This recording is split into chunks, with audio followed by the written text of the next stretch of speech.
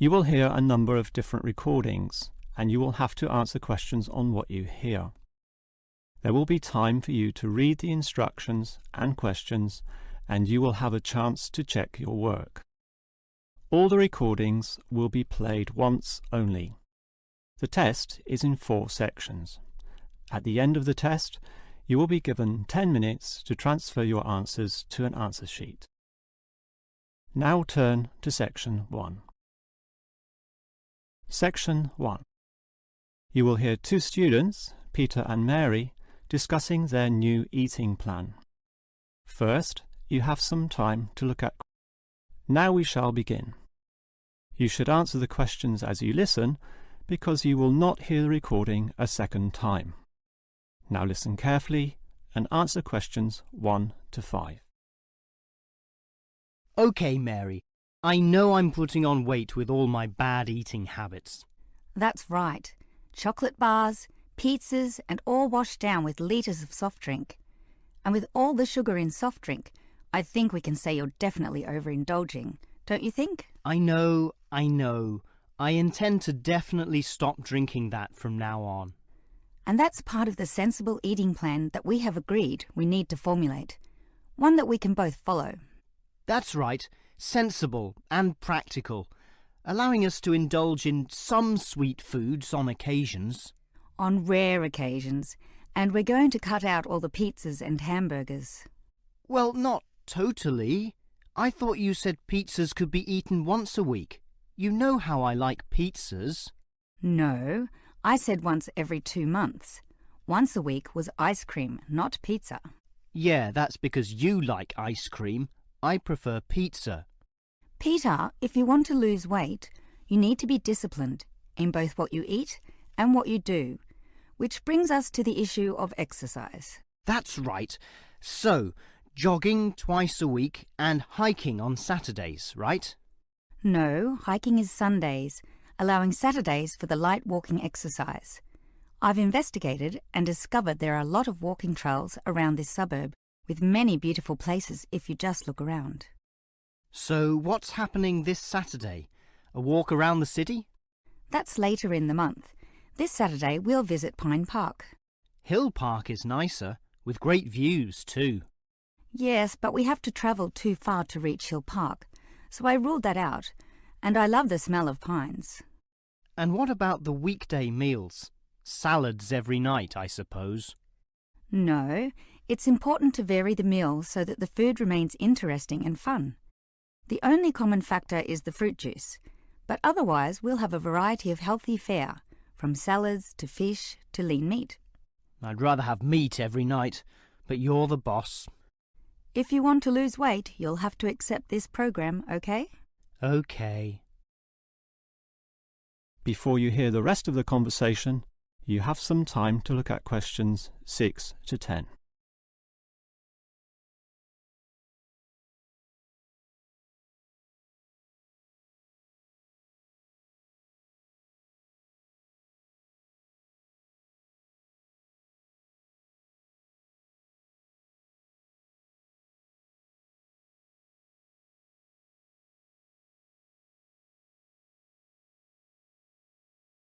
Now listen and answer questions 6 to 10. Now, Mary, you said we could have a little treat in our diet plan 3 times a week, specifically Tuesdays, Thursdays and Sundays. Yes, a very small treat, but something to reward us for all the discipline shown. Such rewards will motivate us to continue the diet. So on Tuesdays, what can I choose? You have a choice between a small serving of chocolate, ice cream or biscuits. OK, well, I'll go for the biscuits. I love those crunchy little things with my cup of tea. So do you, right? I do indeed, so I'll have them too, saving the ice cream for later. But I know how much you like ice cream, so why don't you save it for the end of the week? That will give you the motivation to keep going, and you can have chocolate midweek. That's a good idea, but I think the most important thing is for you and I to eat different things on those other 2 days. Well, if you think that way, I'll eat the ice cream on Thursdays, not the chocolate, OK? Well, if you're having that, then I can't have ice cream. In order to be different, I'll have the chocolate. So we can compare our different snacks and maybe even share a little with each other. Exactly. And the variety and fun involved will take our minds of wanting more. Eating for fun. A good idea. And then you can have the chocolate on Sunday, right? But I like biscuits. Actually, I want biscuits again to have with my cup of tea. But you have the biscuits on Monday, remember? And we can't repeat. Oh, come on. This isn't fixed in concrete. I can have them again instead of chocolate. You might like variety, but I don't. I'm a creature of habit. Well, the whole point of this was to taste different snacks. But if you want the same thing, okay. I, for one, am sticking to the original plan, with ice cream to finish the week and not another dose of chocolate. That is the end of section 1. You now have half a minute to check your answers.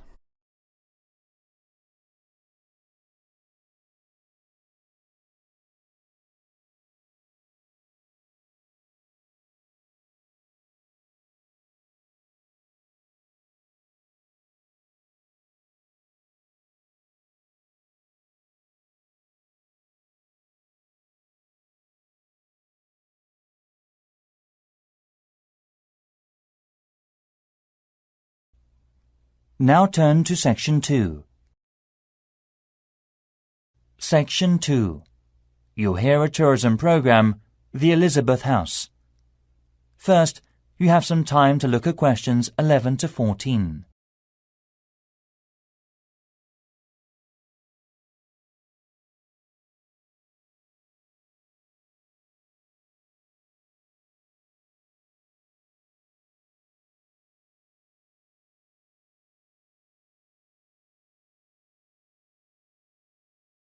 Now listen carefully and answer the questions 11 to 14.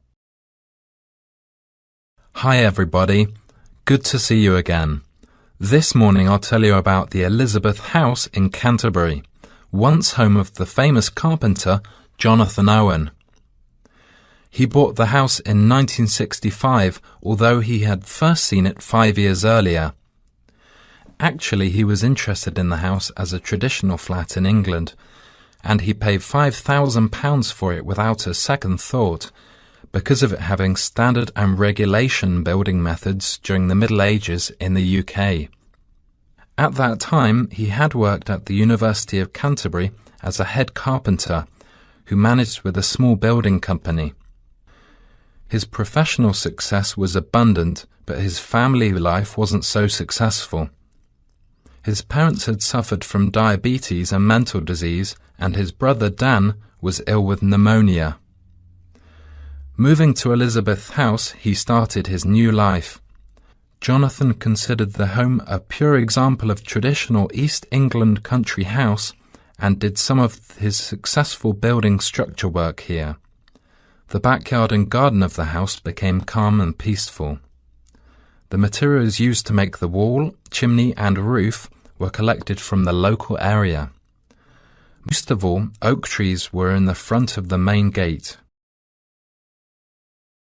Before you hear the rest of the program, you have some time to look at the questions 15 to 20.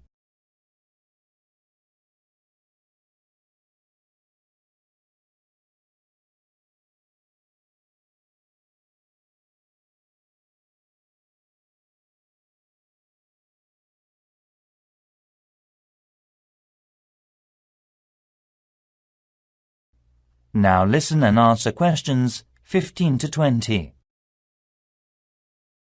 As you go up the path, there's the rose garden on your right, and you will find to your left an area which has interesting types of sunflower as well as some lovely carnation.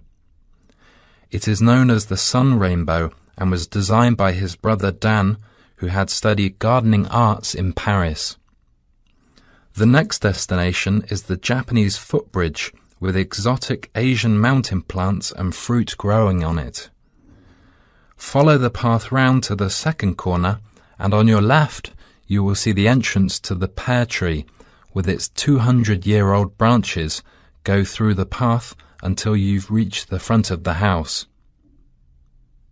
Now I'll give you a couple of hours to wander around this lovely building. Your tour guide will introduce and explain about its history and viewpoints to you. If you need to buy any of Jonathan's handbooks or other souvenirs, you can enter the house where you'll find the shop, which is located between the path and the watermill. I expect by this time you may also be in need of a rest and some refreshments from the snack bar. If you have a break, there is a lovely walk down towards the River Cotton. This is the best view for visitors. You can cross the field which spreads along the path close to the windmill. In autumn, this area will open a small event or festival which is definitely worth a visit. It is familiar a good place for growing strawberries. Every season most of the residents are ready to make local produce. Also, the local council helps to improve the grape festival by promoting and marketing it through online and offline methods. Last year, around 100 tons of grapes were harvested and sold at the City Mall. We'll now have a good chance to see an orchard behind the house. That is the end of section 2. You now have half a minute to check the answers.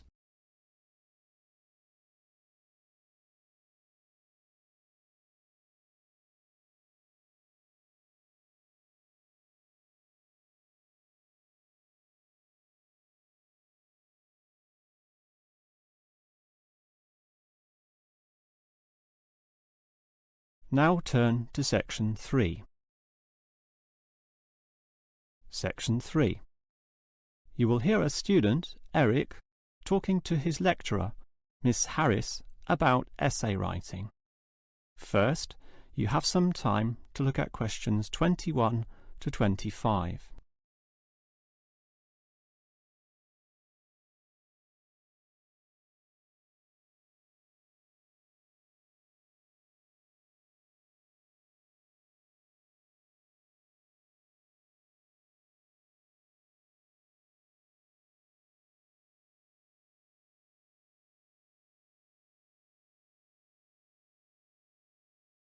Now listen carefully and answer questions 21 to 25.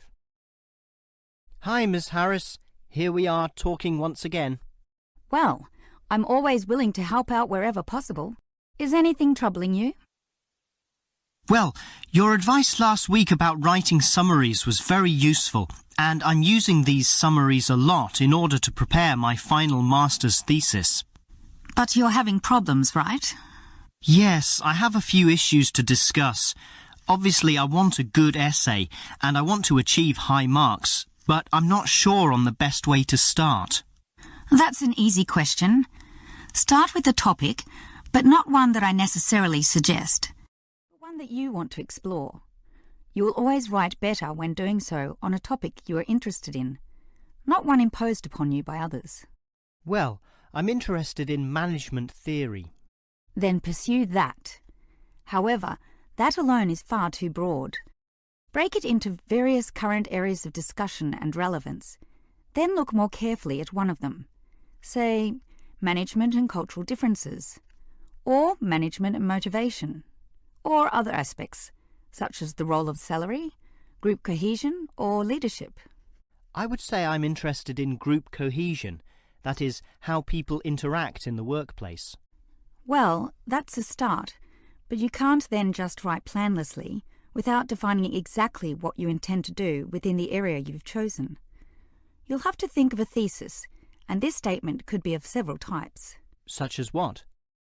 Oh, you could argue a point, something that you believe in, or discuss an issue, looking at its various perspectives, or critique the opinions of others, pointing out the pitfalls and flaws.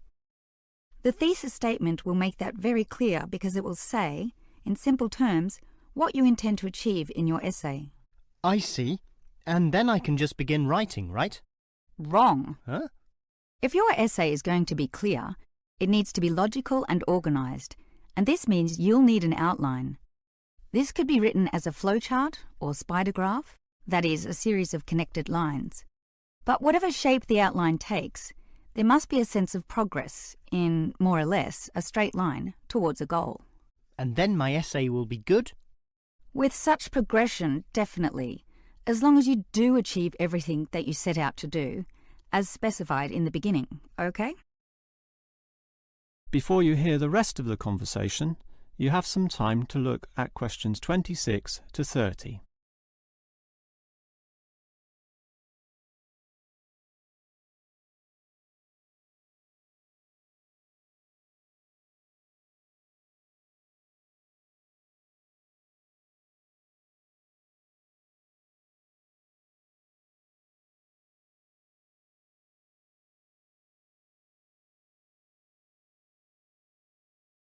Now listen and answer questions 26 to 30.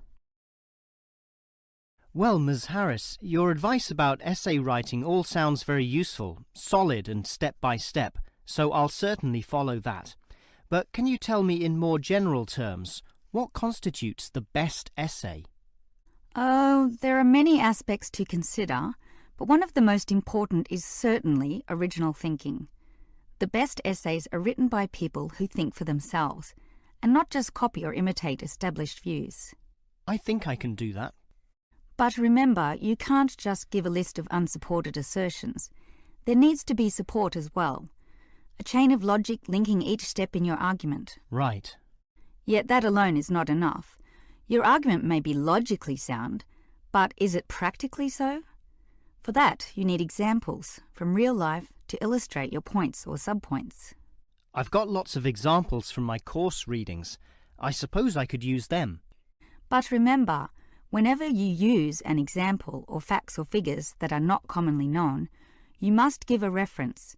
That's an academic necessity, without which your writing will automatically fail. So it's necessary to give these, right? Absolutely. And with that, your essay will be fine. But always ensure that you format it clearly. What do you mean? I mean the practical considerations, as written in the University Style Guide, such as leaving appropriate margins, using double spacing, Arial font, and so on. You see, your writing must look good as well as be good. I can certainly do that. And finally, related to the previous point, you need to respect the number of words required. Your individual lecturers will give you a word count figure, so follow what they say, making your essay neither too long nor too short. Perhaps 10% either way should be acceptable. 15% was common when I was younger, but it's a lot stricter now, and 20% would be pushing the boundaries just a little too far. I guess I can do all that. Thanks for your advice. That is the end of section 3. You now have half a minute to check your answers.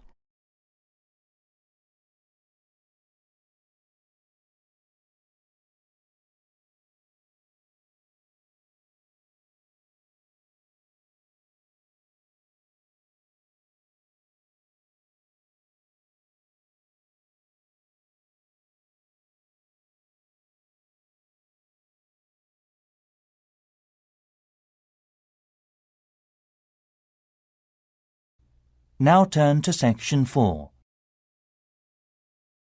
Section 4. You'll hear part of a lecture given by a waste recycle management's professor. First, you have some time to look at questions 31 to 40.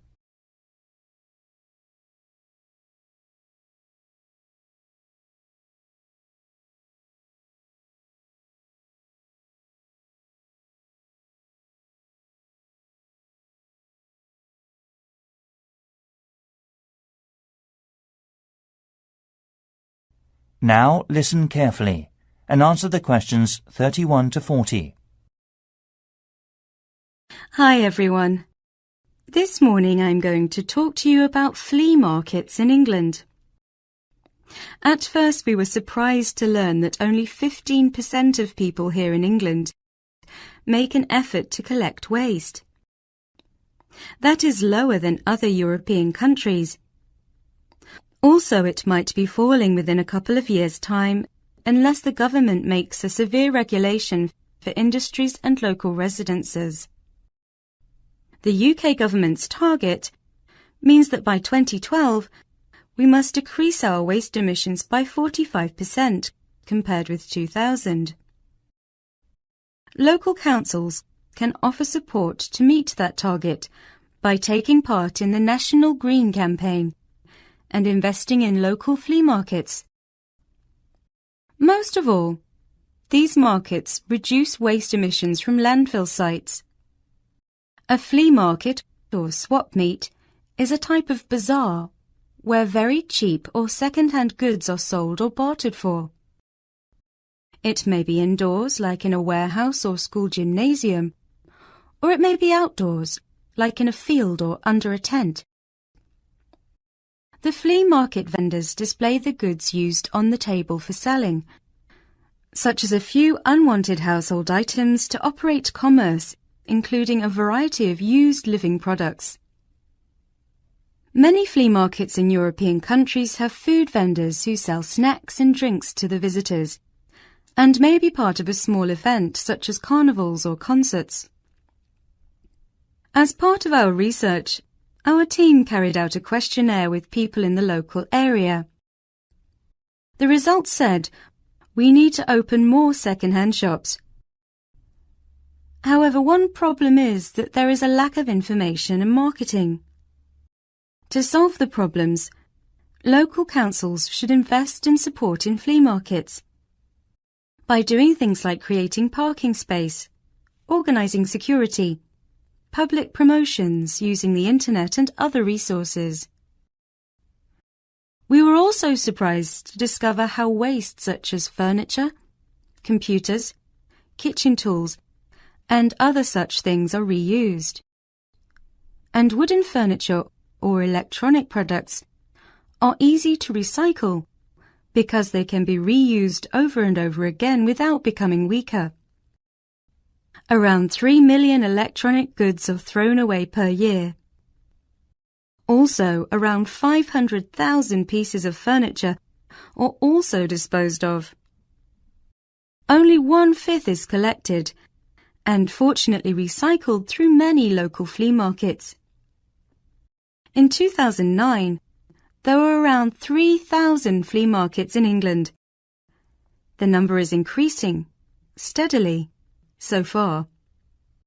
Surprisingly, by collecting under 15% of old books, lots of paper is imported, so more paper can be recycled in the UK.